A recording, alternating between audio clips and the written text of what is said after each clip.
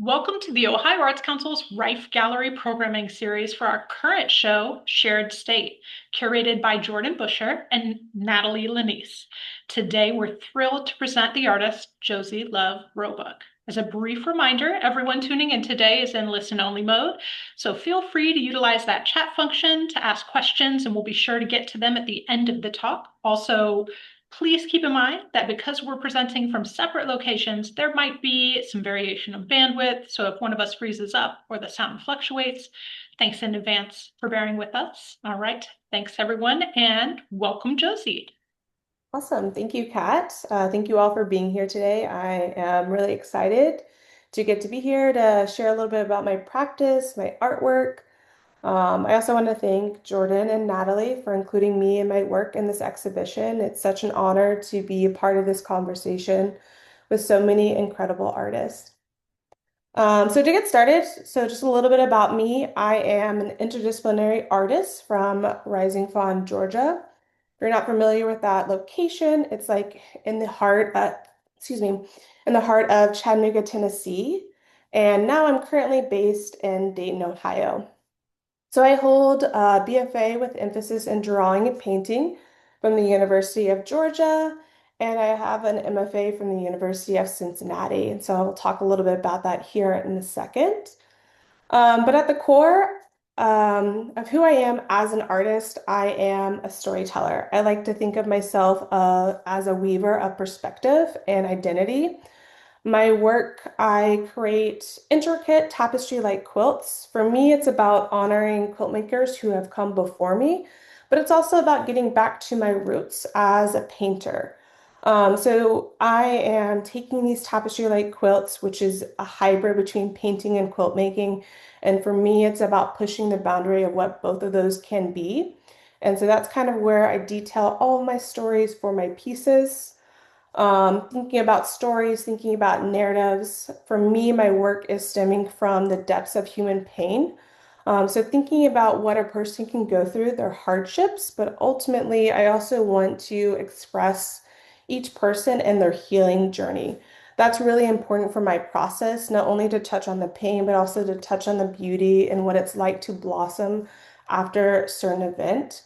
So thinking about blossoming, my work, I want it to embody self-love. I want it to show the resilience that is required to build yourself up after you've gone through something.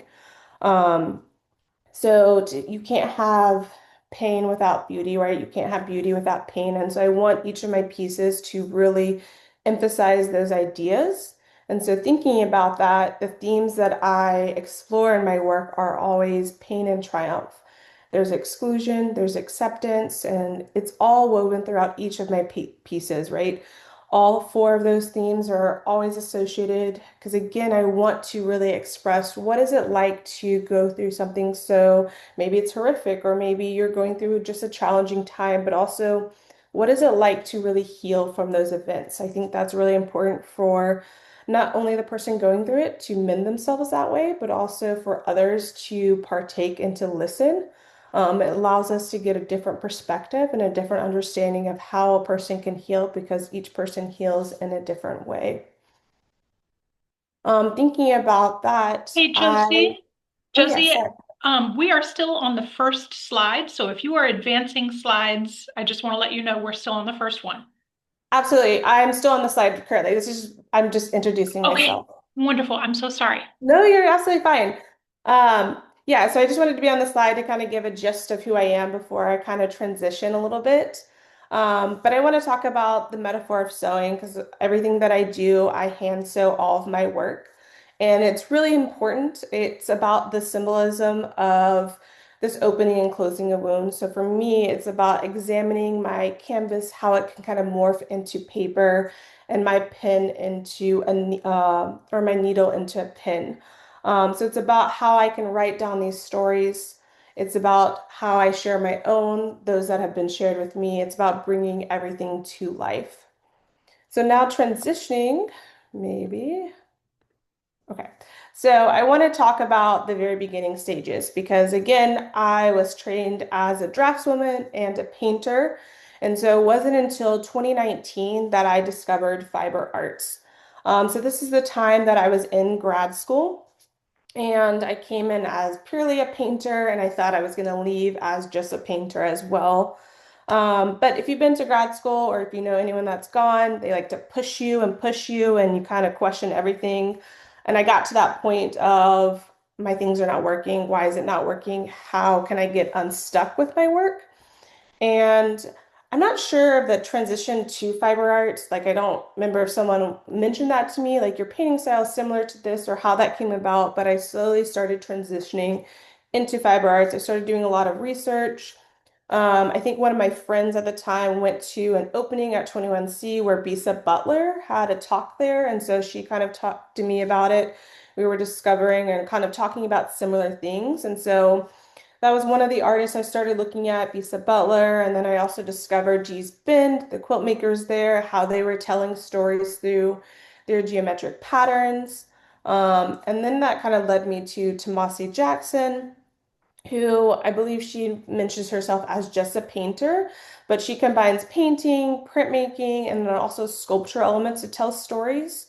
And so I was really intrigued by how she was using her materials to kind of embed meaning, how she was using it to just kind of detail different aspects of each story and how they relate and kind of are interwoven within each other. And then finally, I was also inspired by Ebony G. Patterson. Again, very rich textural based, portrait artist who embeds a lot of different meanings, a lot of different materials. And I was just kind of in awe of how all these materials were working together. And so, kind of these discovery of these fiber artists, I started slowly making really small pieces. They were 4 by 6, purely embroidered pieces, and I started realizing, okay, this is kind of working for me. It's kind of translating my painting style into a different medium, but I also was still feeling very stuck. And so, again, discovering these artists, I started kind of getting more and more back to my roots. So I started bringing in charcoal, content, other things into my pieces to kind of figure out, oh, this is actually working. I'm able to tell this story a little bit better. It's kind of touching on my identity of being biracial. It's also touching on the different paths, the journeys that I've been in. So the use of my materials became very important. It's this collaboration of not only touching on my identity, but it's also touching on, again, the hardships, the healing that goes into all of this. And I think the discovery of textiles was really important for me too, not only to tell these stories in a different manner, to kind of push the boundaries of what a painting and a quilt can be, but it also really allowed me to understand the beauty of a story and how it could fully be stitched into permanence. So only kind of further bringing it to life. And that was really important for me and my practice at the time. So talking a little bit about my process as an artist, my work and the way that I come up with my pieces is both very deliberate and very spontaneous at the same time. So here you're kind of getting the beginning stages of my pieces. So the deliberate aspect of my practice is that I always know what story that I want to tell, whether it's from a memory from my childhood, whether it's looking at a reference photo, or sometimes it's from a phrase that was directed at me without respect. And so it's kind of the story aspect is very important. It's very deliberate in how I'm going to express it in my pieces, thinking about the hardships, thinking about the healing process that is associated with it. Um, and so coming up with my composition, that's also very deliberate, kind of piecing it all together, showing kind of the hardships, but also ultimately showing how you're blossoming from that experiences. So sometimes with my work and coming up with the compositions, I will create digital mock-ups. So you're kind of seeing that on the image or the screen here. And then other times I will create charcoal drawings that will just kind of play around different portraiture, different ways to kind of think about the facial expressions. Or it comes from just looking at a reference photo and then going directly to my canvas. So that aspect is really deliberate, but thinking about how I'm a little bit more spontaneous, I like to think about, picking my materials, the colors, the patterns as this kind of dance that happens in my practice. I want it to be this kind of moment of flow where I'm thinking about the story and I'm kind of just gravitating towards materials as I'm going. I don't want to have a set plan for it. I want to kind of have it speak to me when I'm looking at it or when I'm holding up a piece of yarn or fabric next to the composition. I want to kind of figure out how does this relate to the story as I'm building it. So I really rely a lot on my intuition to kind of piece certain things together as I am building. So here is a glimpse of some of my materials, and then there's a few process videos here as well. So again, I use a lot of materials. It's this combination of painting, a little bit of quilting. I sometimes like to say I do everything but sculpture. So yarn is added to my pieces. I'll do three-dimensional objects. There's sometimes rope. There's horseshoes been added to my work. I screen print, I paint, I crochet. And most recently, I've been weaving onto my pieces as well. So it's this combination of a lot of things. And also, I've been bringing in cyanotype. So just kind of thinking about, again, how I can stitch these stories into permanent. So how all these materials can be used to tell a story, how it can be used to express someone's identity, kind of show that whatever path you're on, it's not linear. It's kind of all meshed together, interwoven through this process. I've talked a little bit about my stitching, just like the symbolism behind it, this opening and closing of a wound. But I also would like to mention that the use of my stitching is also very spontaneous. As a kid, I took a lot of folk art classes, and then my mom taught me some basic sewing things, like we did clothes together, we did some pouches growing up. But as I became an adult and I got into fiber arts, that's something that I totally forgotten. And so I had to reteach myself as I was creating these pieces. And so I want that part of my process to also be a little bit spontaneous. I never know exactly which stitch I want to use when sewing it onto my work. I just kind of let that be part of the dance and the flow of creating and building these stories together. So next, I'm going to kind of dive into a few of my bodies of works, and this is the first body of work that I completed back in grad school, so the start of 2019. So I was exploring the complexities of identifying as biracial, but this is also through the lens of what it was like to be adopted by a white family. And so, kind of thinking about all that, I was exploring themes of pain and triumph and exclusion and acceptance. And so the first piece that I really just started kind of discussing what it was like to be biracial, but also what it was like to be adopted by a white family is from deserving to denial. And so this piece here is expressing my racial imposter syndrome. So kind of touching on code switching. So how I used to change the way that I sounded. I wanted to change my appearance just to fit in with society, different racial groups, so forth. But this piece is really touching on kind of my childhood, how at a certain age I wasn't concerned with anything, like meaning I wasn't concerned with my hair being curly or looking different from other people. I wasn't concerned with my skin color, or I wasn't concerned with my facial features until I started growing up, becoming a teenager, where I realized, oh, I'm very different from people. I'm very different from my family. I do not blend. I don't quote unquote belong. And that's kind of where my racial imposter started to kind of develop is like this moment of like, oh, I am so different from other people. Especially in the time that in area that I grew up, I was always kind of the only person of color. And so that was always kind of a moment of like, how can I fit in? So thinking about that, thinking about my racial imposter syndrome, I also wanted this piece to kind of embody what it was like to kind of shed light on that process, but also to kind of show that you're rising above.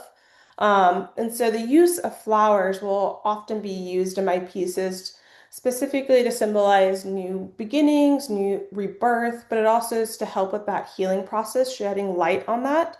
And so I wanted the whole canvas to have a bed of flowers to really emphasize this kind of figure rising from the middle, kind of showing that you can kind of rise above these racial imposter syndrome. You can kind of rise above this code switching that is happening.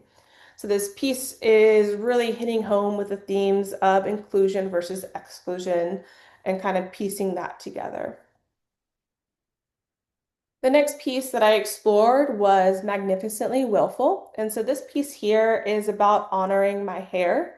So similar to my racial imposter syndrome, I wanted to do anything to fit in and kind of change and alter my hair in order to do that. So there was a point in my time, life that I wanted to bleach my hair blonde, that I wanted to permanently straighten it just so that I could fit in with all the friends that I had at the time.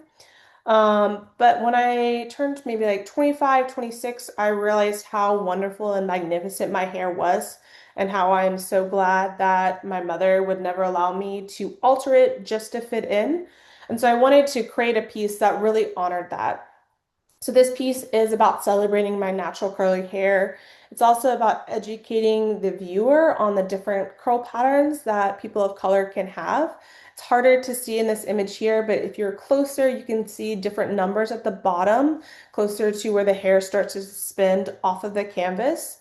And so it represents like 2B, 3B, and kind of shows the different types of curl patterns too. So it's about honoring, but it's also about educating through this process as well.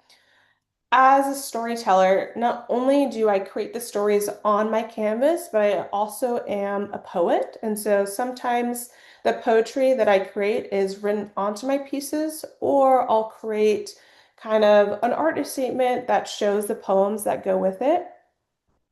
So this is a poem that I created for Magnificently Willful.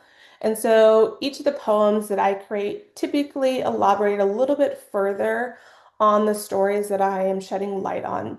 So this poem, it states, there is no such thing as belonging when society has made it impossible for decades, told us to hide our true nature, disregarded our willfulness, encouraged change within, when they don't know the cost, the pain of concealing perfection, the loss of identity. But slowly we have adapted. We have learned to disregard the media and to allow our willfulness to shine. There is no controlling it. It is magnificent. It demands to be reconciled, for it shows our true nature, shouting to be seen, to breathe, to zigzag its true coil. So again, the poems that I create with my pieces typically elaborate a little bit further on the feelings and the story that I'm sharing within each of my work.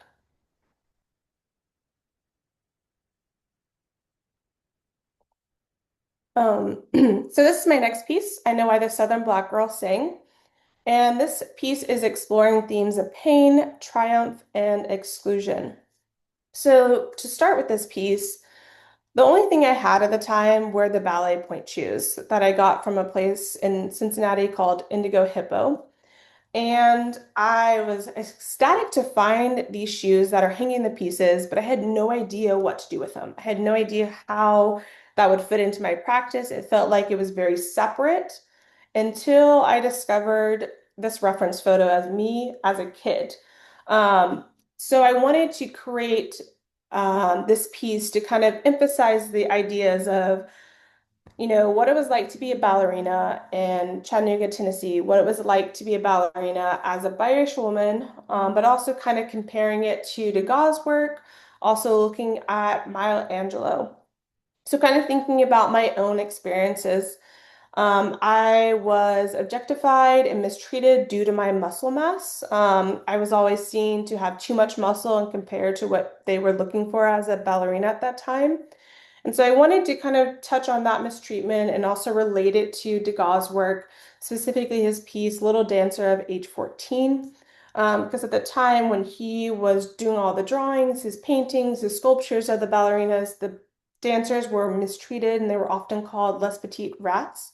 And so I wanted to kind of touch on that slightly, kind of take back that power of how these children were mistreated at that age and kind of touch on that. But most importantly, I really wanted to kind of touch on Maya Angelou's work. I was reading I Know Why the Caged Bird Sings at the time, and there was a statement that she had said, and I was just like, this is what it feels like to grow up in the South during this time. And so to paraphrase, she was kind of touching on what it was like for a little black girl to grow up in the South, to feel like um, she knew her displacement. She was relating it to a razor, the rest of a razor kind of against her throat, just kind of knowing that she doesn't belong. And kind of reading that statement, it really felt like, oh, that's my experience. I felt like I never belonged in the South. I felt like, I was alienated. I had all these experiences, the prejudice that people placed on me. And so I wanted to really tie that all into this piece, kind of showing, the feelings of not belonging, even again, touching on code switching through this process. So here are some kind of process photos and images of me kind of mapping out the piece, laying out the figure. I'm taking the stance of Degas' piece, Little Dancer at age 14, kind of tweaking it, making it a little bit more modern through that process. But thinking about all the pain that's associated with this piece, thinking about Degas, thinking about Michelangelo, I also wanted the theme of triumph to be ever present in this piece. And so I wanted this piece to be about allowing oneself to set yourself free of all these restrictions. Because no matter your skin color, no matter your location, your upbringing, as human beings, we've all faced restrictions or even prejudice to some degree. And so I wanted this piece to really kind of touch on those moments that any person can experience, what they've gone through. And so the back of the piece, there's an open cage. There are flowers that are floating around the figures as well. There's vintage patches of insects that are kind of flying off of the chest of the figure. And so I wanted to again represent this moment of setting yourself free, this freedom of, understanding you have faced these hardships, but they don't have to hold you down or weigh you down through these moments. So again, setting yourself free of all those restrictions. The next piece that I've created here in this series is I Am Biracial. So this series was created back in 2020. So it was right around the time of COVID when it first took off, and we had the Black Lives Matter movement as well. And during that time, I had a lot of people asking me and kind of questioning me of like, what are you mixed with? And so I wanted to kind of create a series out of curiosity, but also to kind of take back that power. I feel like some of the questions that I was getting was kind of just because of what was happening. There was some disrespect that was happening as well, and I wanted to kind of put a stop to it and kind of take back that power. And so I wanted to create a series that kind of showed this is what I'm mixed with. Kind of a series that also represented I deserve more than assumptions.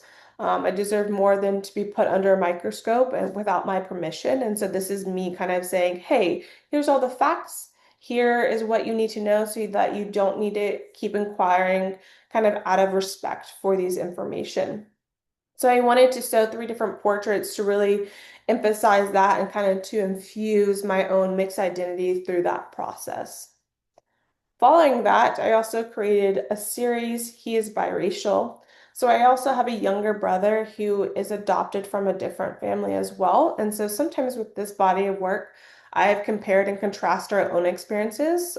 We have very different kind of experiences, which I find very interesting because we grew up in the same adopted family, but we've had different fears. And so some of the pieces I want to, again, kind of show the contrast of both of those.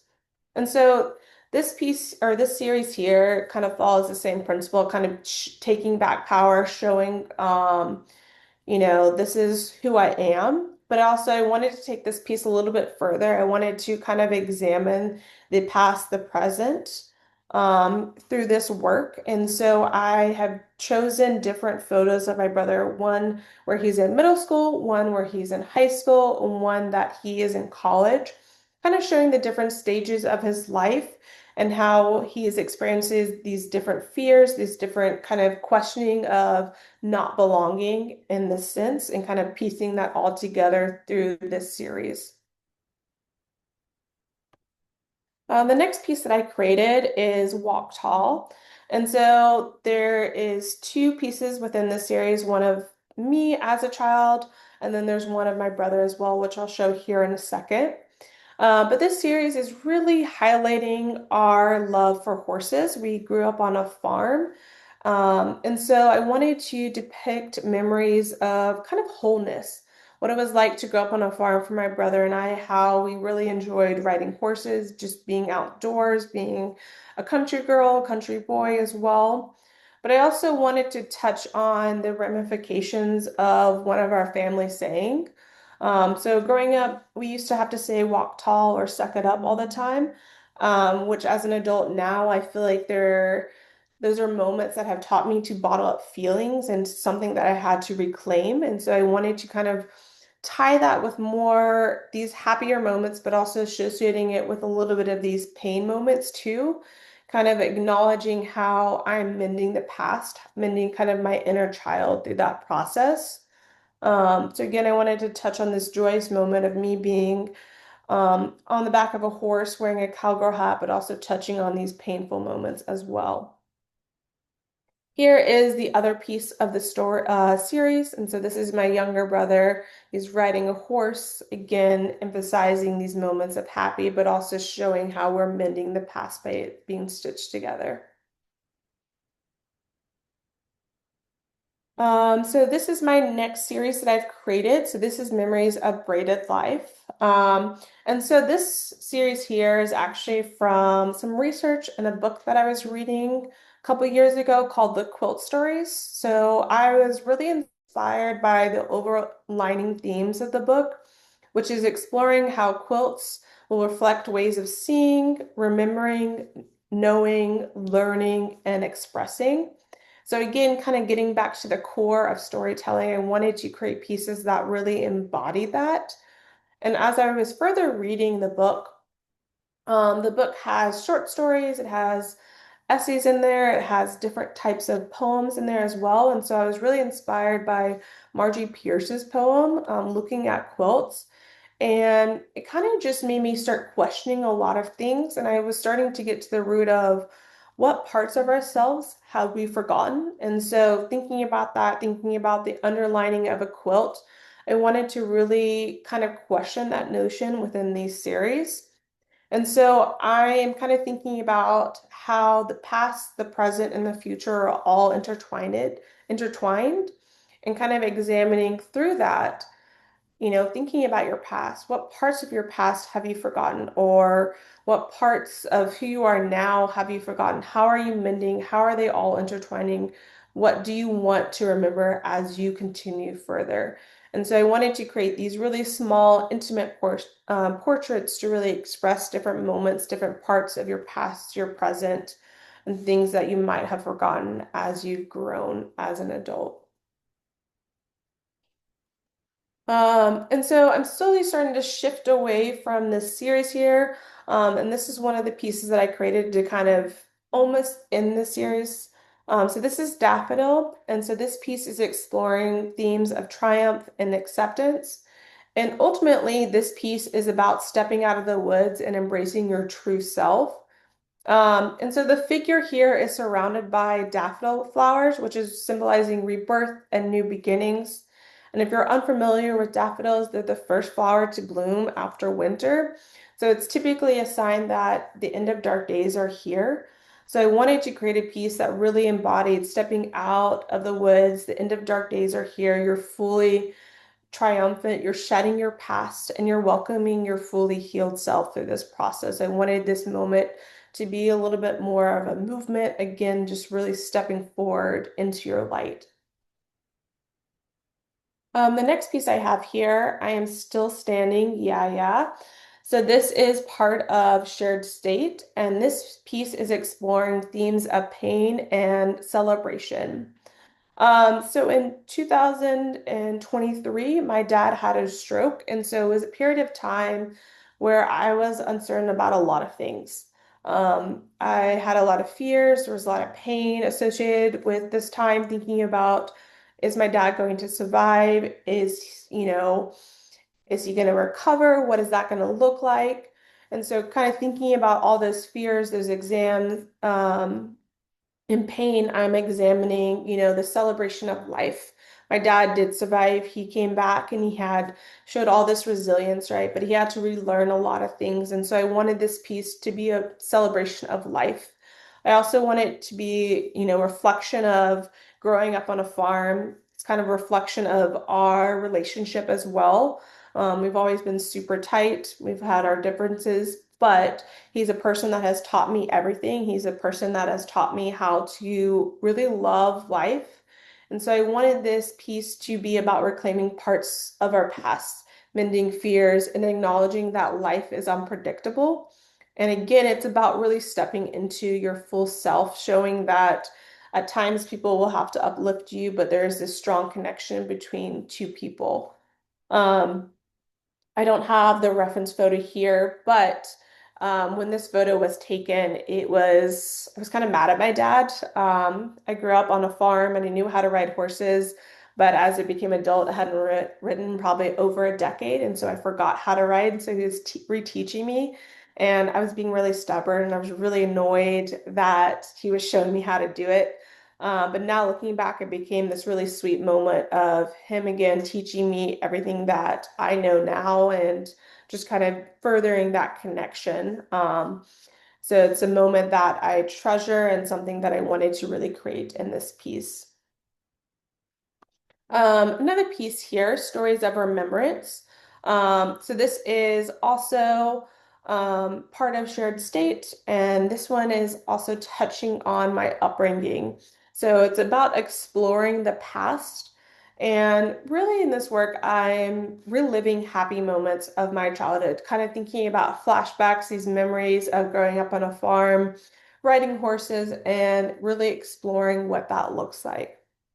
Um, as a child, more like my teenage years, I tried everything that I could to fit in. I wanted to kind of bury that I grew up on a farm. I thought people would look at me differently, or I just thought I wasn't cool. And so that was a part of me, especially in high school, where I was like, I don't want to tell anyone that I grew up on a farm, all this stuff. And so that's what I'm really trying to reclaim in this piece here, reclaiming my upbringing, reclaiming my roots, really celebrating who I am. Again, kind of getting back to that wholeness of embracing every aspect of yourself and honoring all parts of that.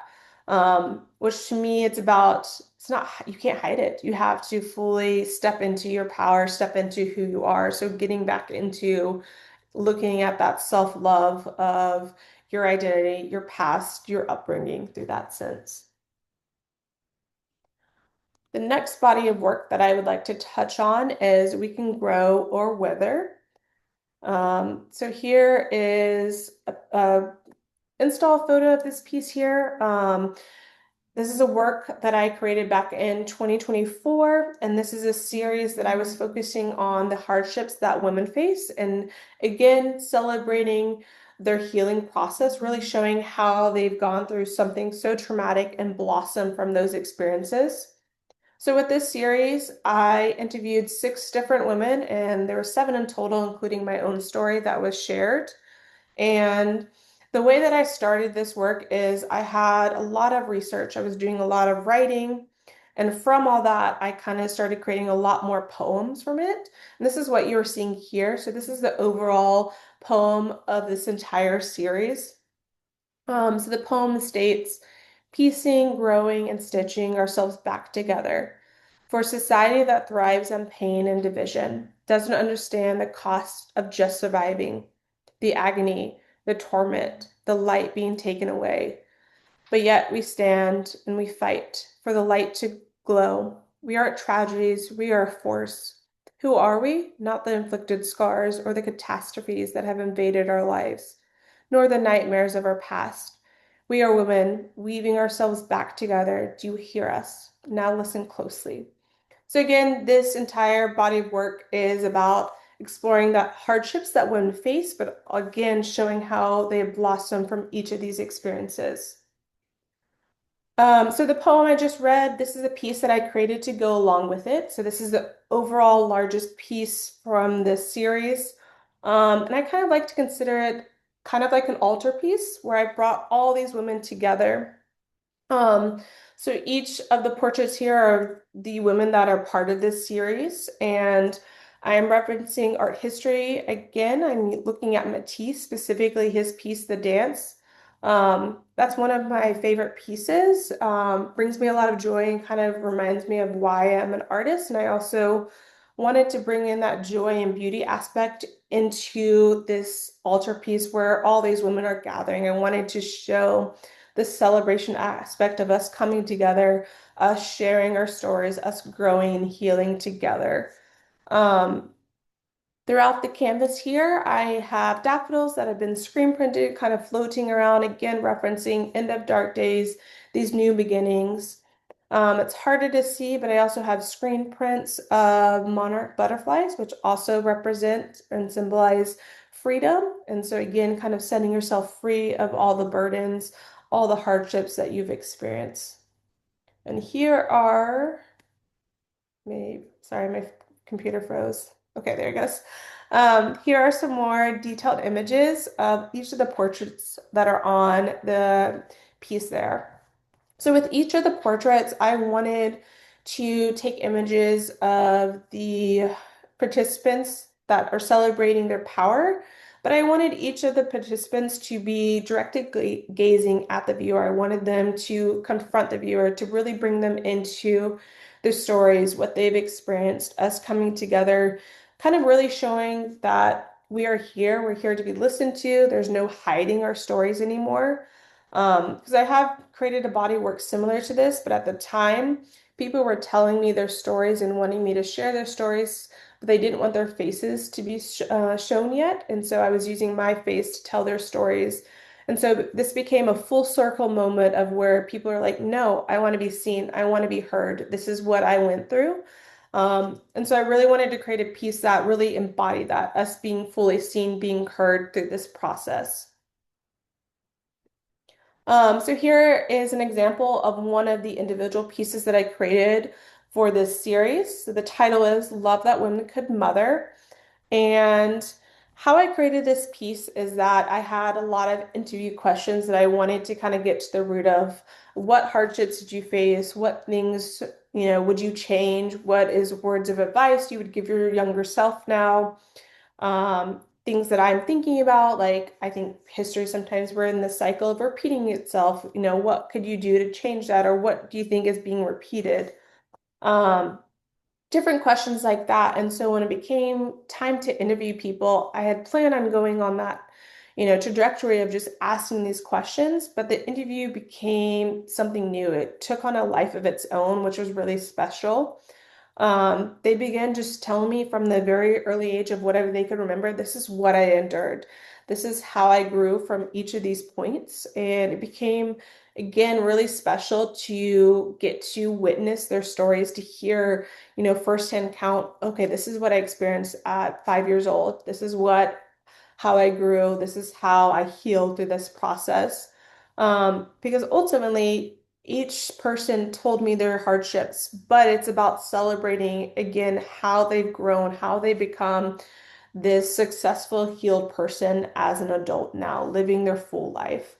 Um, and so the titles kind of clue in a little bit with, the stories of it. So love that women could mother. That is one thing that this participant wanted to celebrate about themselves being a woman. They can have children. They wanted to really celebrate that fact. They think it's a really cool process. And so I wanted the titles to kind of clue that in just a little bit. But I also created individual poems for each of the pieces. So this is a poem that I created. I'm not going to read the poems because there is a little bit of a trigger warning, but I'll give you kind of a synopsis of it. So this poem I would write after listening to the interview questions that I did with the participants. And then I would send, here's the poem that I created to each of the people.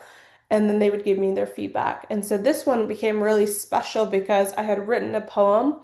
And then the participant was like, hey, I would like to add a little bit to this to kind of further tell my story. And so this poem became more of a collaboration, which was really special. Kind of, again, that full healing circle moment.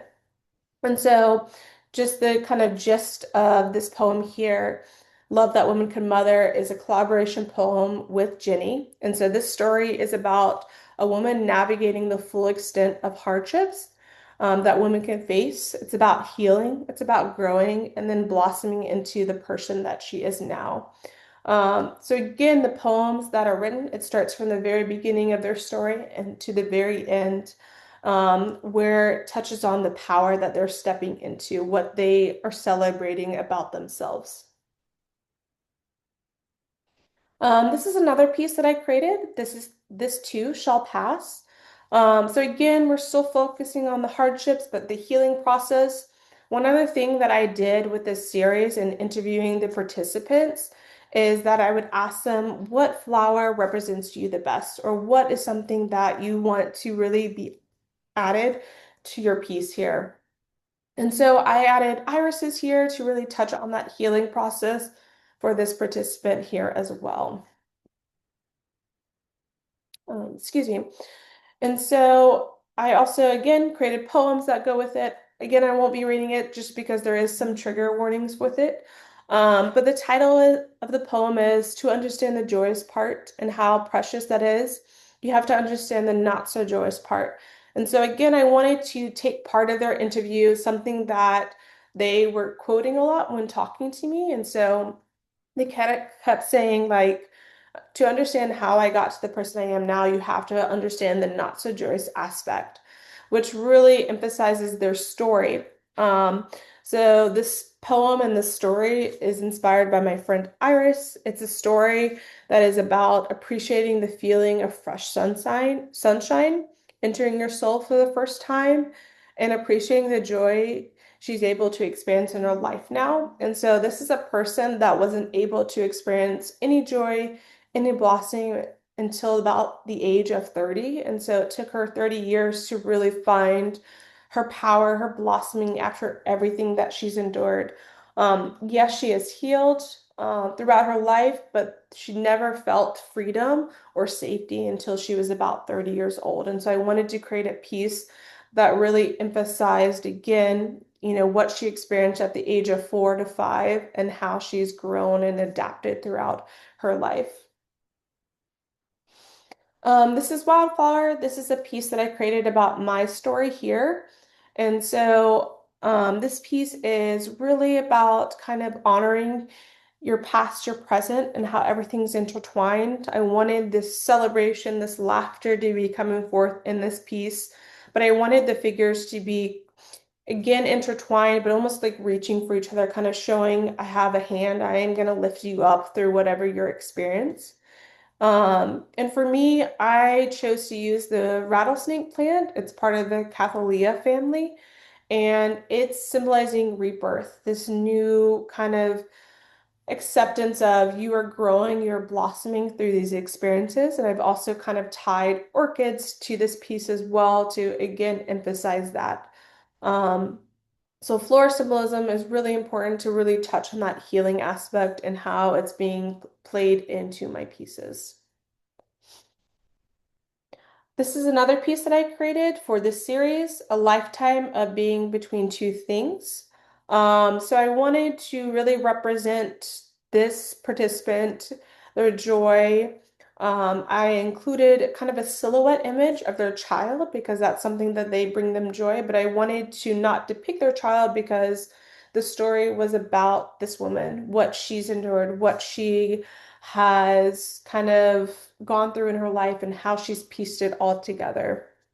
So, a lifetime of being between two things, she felt like she was always split. She had to choose between her two identities, what she's experienced, and she realized when she became adult that she didn't have to. She honored it and accepted it. And so I wanted to really create a piece that really emphasized that. My next piece here, so pink is for girls and blue is for boys. This was created with another participant, one of my good friends. And this piece is similar as every other piece, but there's some new elements that have been added to it. So I've crocheted floral elements actually onto the piece. And then I've also stitched and kind of cut away some of the text. So I've added some of her poem to this piece, kind of talking a little bit more of, the hardships, but things that she wanted to, words of advice she would give herself. So it kind of gives the viewer a little bit of that information, but you have to kind of hunt for it because the words are cut out or it's been kind of sewn down or there's grommets that have been used to kind of piece it together. So I wanted this to be, again, that celebration, but also the camouflage of the text being added to the piece a little bit. And then my final body of work that I'm currently working on is Before a Ruin, a Cry series. And so The way that I began this series, I was taking inspiration from my personal life, current events, and really examining the words of James Baldwin and then Octavia Butler. This series really takes inspiration from Octavia Butler. I'm really exploring her themes that she explores in her book. So she is often touching on truth versus denial, exclusion versus exclusion, and destruction versus rebirth. And what I was experiencing at the time creating this work, I felt like those themes really related. It also felt like it really related to, our current events, what is happening in the world. Everything felt like it was on fire. There was no control. And so I wanted to really embody that, but I also, again, am examining the fluidity of time, thinking about the past, thinking about the present, how it shapes one another and how it shapes our future as well. And so, thinking about that, I really, took inspiration from her quote of all that you touch, you change. All that you change changes you. And I also was looking at James Baldwin, and his kind of warning that he did. If we do not adhere to change, we will burn in a biblical apocalypse. Um, I'm so sorry, my computer is about to die. I'm gonna grab my cord real quick. Sorry, it's right here. Okay, cool. So we're plugged up. So I was taking inspiration from those two writers. I felt like those quotes really emphasized what we're experiencing in today's life. Um, and just kind of what I was experiencing in my personal experiences as well, and I'll get into that here in a second. But thinking about all that, thinking about how everything feels uncontrollable, I wanted this series to be about celebrating beauty. It's about knowledge, it is about life, but it's also really about kind of embodying what Octavia Butler said, kindness eases change. And I feel like we have a lot of kindness, but I also feel like it's lacking and empathy is lacking in our world. And I want that to be brought back. And I want this series to be bringing awareness to that. So one of the pieces that I created for this, ancestral runes will not be erased. This is part of shared state as well. This piece was the first piece that I created in this series, and it stemmed from a conversation that I had with a family member who basically was silencing my experiences as a biracial woman, as a Black woman, kind of saying, "Oh, my experiences are the same. You should have been fine," all this stuff. And I felt like I just was not being heard. So I was really angry. I felt like I was just being silenced. And I wanted to kind of emphasize that in this piece. But as I was creating it, we have our politics now. I feel like it's silencing a lot of people. The world just feels like it's on fire. And so I wanted to kind of create a piece that really embodied all those feelings that I was experiencing, kind of feeling like I was being erased, who I am, my identity was being erased. And so I created this piece to really emphasize that. And thinking about Octavia Butler, thinking about the themes of the series, this piece became the theme of destruction. What it looks like to destroy all these elements, what it looks like to kind of erase your identity, erase kind of your ancestral wounds, and through that process. So that's why things that are on fire behind the figure is still standing strong. There's still that knowledge of things being passed down. So kind of showing that destruction, but also still showing that there is hope for it to be saved. And then in the series, these are some completed pieces that I have, and then things that I'm currently working on. So Threads of Your Own Making is actually a piece that I completed back in 2025. So this series or this piece here is exploring truth versus denial. I was taking inspiration from Frida Kahlo, her two Fridas, just kind of the connection of the two figures holding hands. This piece is about exploring knowledge. But it's also thinking about the present, but also here's a glimpse of the future. So the two figures that are holding hands, underneath their feet, there's this puddle of water, and there's two figures that are reaching above. So kind of trying to be saved in that moment, and also kind of a glimpse of there's elements behind them on fire. So again, kind of showing this could be our future if we do not adhere to change. Kind of shifting to kindness eases change. So this piece is about rebirth. I'm looking at the birth of Venus, having the Statue of Liberty be reimagined in this sense. Um, I'm holding, instead of a torch, there is a sledgehammer, a reminder of resilience for me. This piece is about hope, a plea again. Instead of books, there is an embroidered White House that is inflamed. Again, kind of a glimpse of what is to come if we do not kind of change our ways. We're in the cycle of repeating ourselves and everything is on fire. And then I'm currently working on the gathering of fragments. So this piece is about inclusion versus exclusion. And it's going to be pulling from these different pieces and kind of touching on those elements throughout.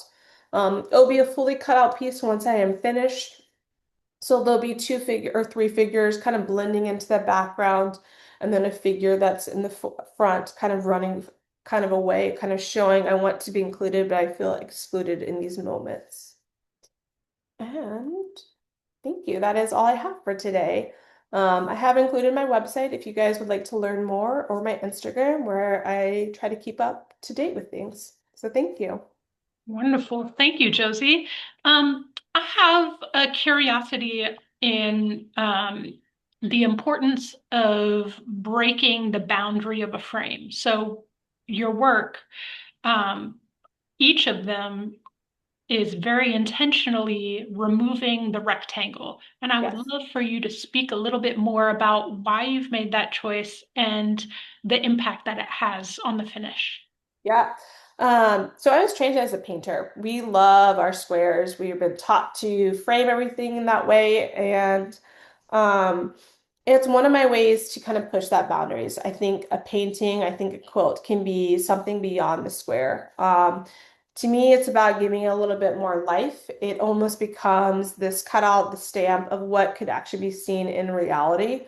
I also like the kind of raw edges that are created. It reminds me of, especially when the edge frays a little bit, it reminds me of pieces of your life and how it can fray at any time, but you can also mend it together. So again, it's about that storytelling.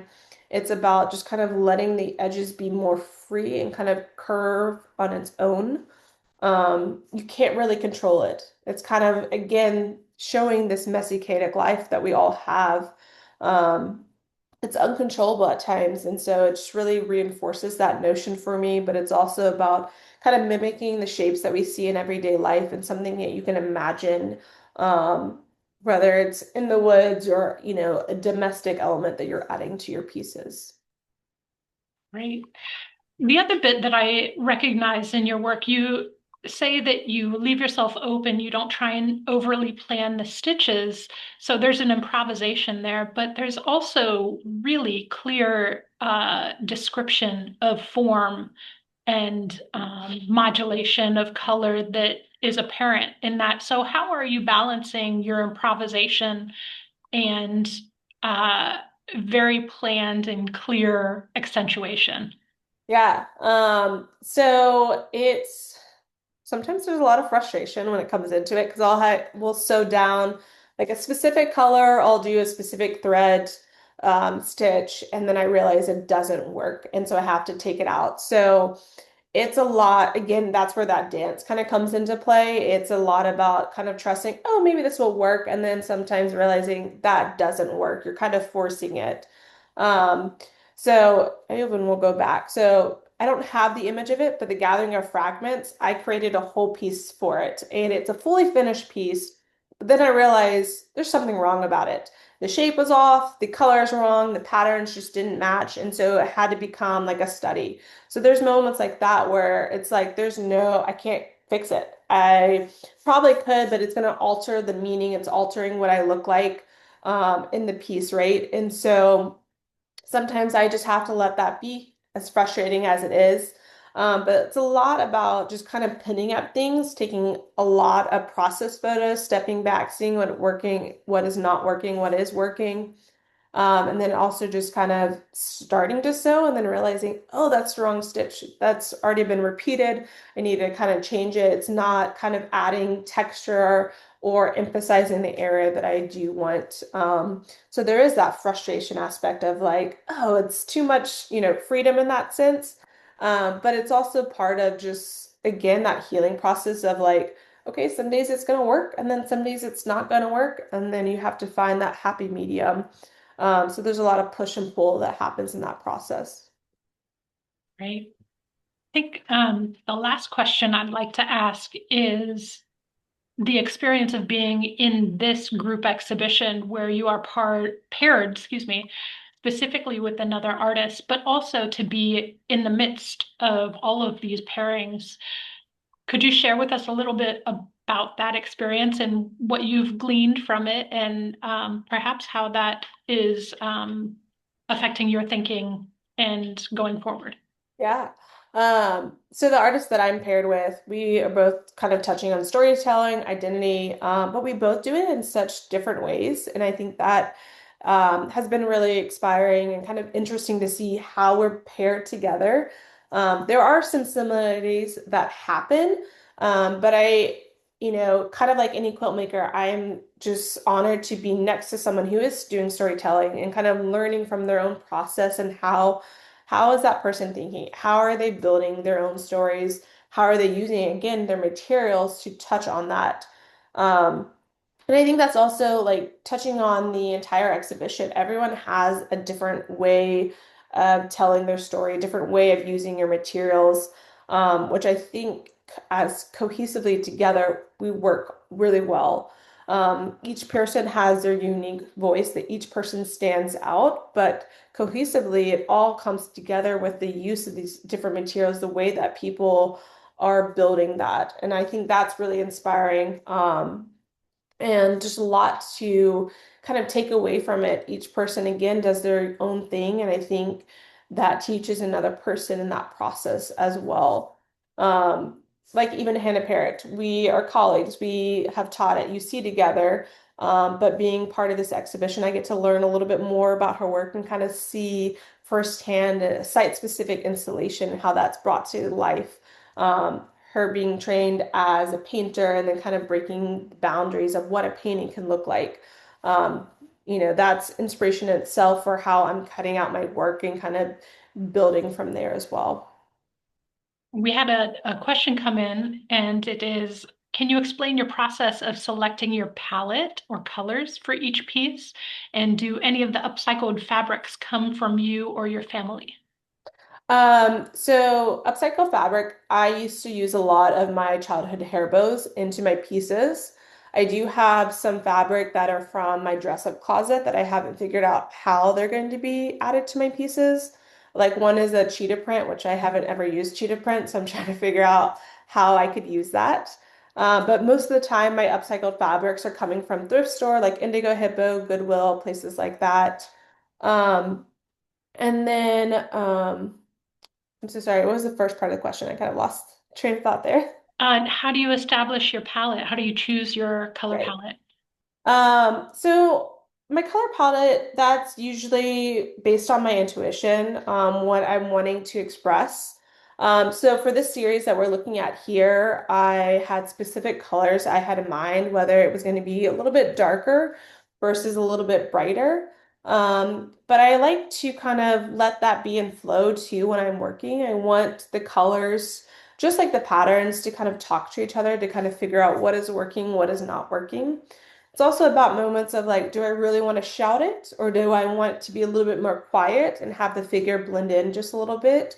Similar to, the message. Sometimes it needs to be really bright to really shout it, to be bold and take control. And then sometimes it can be a little bit more subtle. So it really depends per piece what I'm wanting to express. Um, I can even, let's see, go back to this piece here. Here, I wanted to be a bit more bold. I wanted, to have a lot of vibrant colors. I wanted gold, to emphasize each of the portraits and how unique each person was. And so the color palette here was very intentional. I wanted everything to build off of each other. Same thing with like this color palette. I wanted it to be bright and happy moments that resemble my childhood, moments of happiness through that process. Um, so it's really about the stories, what I'm telling, but a lot of times it's based on my intuition, what is working, what is not working. I like that to be, free in the sense I don't have to stick to this color if it's not working or if I don't think it's going to aid in telling that story. Perfect. All right, Josie. Well, thank you again for the generosity of your time and talent. And thank you all for joining us for this artist talk as a part of our programming for Shared State. Special thank you to the curators, Jordan and Natalie, as well as the Ohio Arts Council's board, the Ohio legislature, and the governor who support the Ohio Arts Council, this great space, and of course, Ohio artists. Thanks, everyone, and have a great day. Thank you.